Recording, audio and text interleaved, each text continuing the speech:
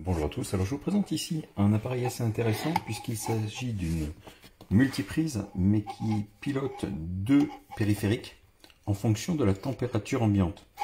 Donc c'est intéressant pour des tas d'applications, des salles de froid, etc. Mais même à la maison, ça peut être intéressant pour brancher par exemple un chauffage électrique et un ventilateur.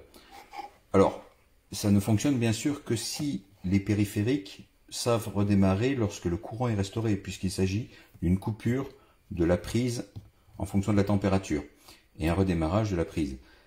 Il faut être sûr que votre périphérique, par exemple sur les ventilateurs mécaniques ça marche, qui ont des boutons, sur mes ventilateurs électroniques ça ne fonctionne pas parce qu'une fois qu'il y a une coupure de courant, il ne redémarre pas tout seul.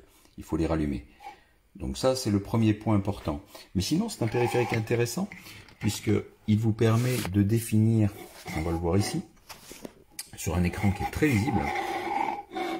Alors, une température, vous voyez ici, par exemple, il indique qu'il fait 26 degrés dans la pièce.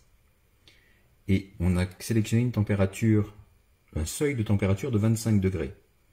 D'accord? Avec ici, donc un déclenchement de la ventilation à 25 plus de degrés, soit 27. Et un déclenchement du refroidissement, du chauffage à 23 degrés, c'est-à-dire 25 degrés moins 2 degrés. Comment on définit ces valeurs? Simplement ici, je vais vous montrer. Vous pouvez simplement ici choisir, donc TS, c'est la température de déclenchement que l'on veut. Ici, c'est la température, la variation entre le chaud et le froid, donc en l'occurrence 25 et 2, 27. Ici, j'ai mis 2 degrés aussi pour le chauffage. Ici, c'est 3 minutes, c'est le temps en fait de changement d'état. C'est-à-dire entre deux opérations, vous ne voulez pas que vos appareils démarrent, s'arrêtent, démarrent, s'arrêtent, démarrent, s'arrêtent, pour ne pas griller l'électronique ou les endommager. Donc il y a un minimum de 3 minutes entre deux commandes, entre deux changements d'état. D'accord? Si il y a la température qui, par exemple ici, arrive à 27, ça déclenche, elle repasse en dessous de 25, ça s'arrête, elle repasse à 27, des changements brutaux de température, ce qui peut se passer. Vous ne voulez pas que votre appareil redémarre sans cesse et s'arrête.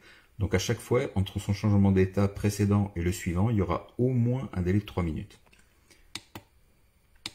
Voilà, donc vous voyez, il n'y a que peu de paramètres.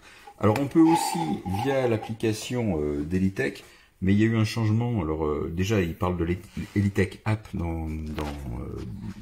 de trouver l'application Elitech App, mais celle-ci, elle n'est pas disponible. Il y a plusieurs. Moi, j'ai trouvé l'Elitech eCold, en fait, qui est une application qui nécessite de se connecter à un nouveau site qu'ils ont mis à jour en septembre, mais qui fonctionne bien, qui vous permet de suivre l'évolution à distance avec toutes les alertes et tous les changements d'état.